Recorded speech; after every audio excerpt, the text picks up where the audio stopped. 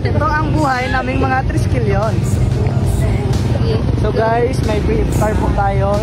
Exclusive lang po sa mga USM Muslim students. So, ikalawa na po ito, ngayong year na nag-activity kami. So, tara.